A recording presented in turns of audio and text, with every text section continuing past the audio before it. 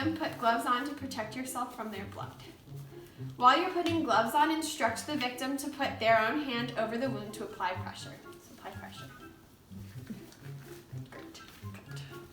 Once you have on your gloves, you can take your sterile gauze pad, open the package, pull out the gauze. You never want to stop applying pressure to the wound. So what you're going to do is you're going to take your gauze pad, put it in your hand, place the gauze over the victim's hand, and instruct them to move their hand out from under yours. After you've done this, you want to put their hand back on top of yours. Please put your hand back. You're going to slide your own hand out, leaving the gauze behind. So now they're putting pressure on their wound with the gauze pad. After you've done that, you want to open up your gauze roll and have it ready to roll around the wound. Okay. So you're going to put your gauze roll over the victim's hand, put pressure upon the victim's hand. You want the gauze roll to look like a little snail so it's easy to unroll the whole time.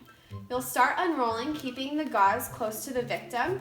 You will instruct the victim to now remove their hand so you have the gauze roll over the gauze pad, constant pressure being applied.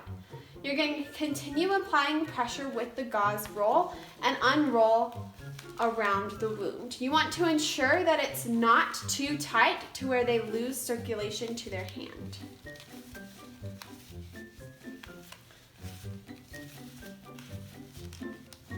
You want to unroll it so it's around the whole wound, applying pressure around it all. When you get to the end of your gauze roll, you will unroll it all the way at the top.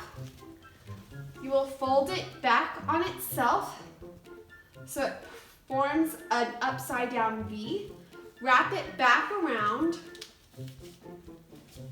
so you have two ends. You'll take your two ends and tie them together, tying a knot on the wound to finish off with pressure.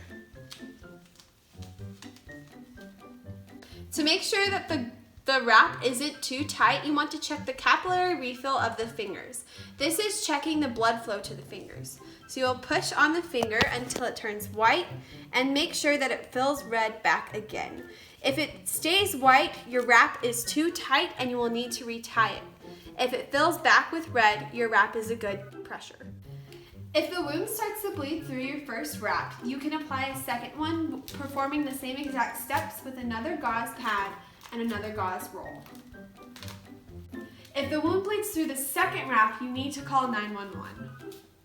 If your victim loses consciousness, you need to call 911.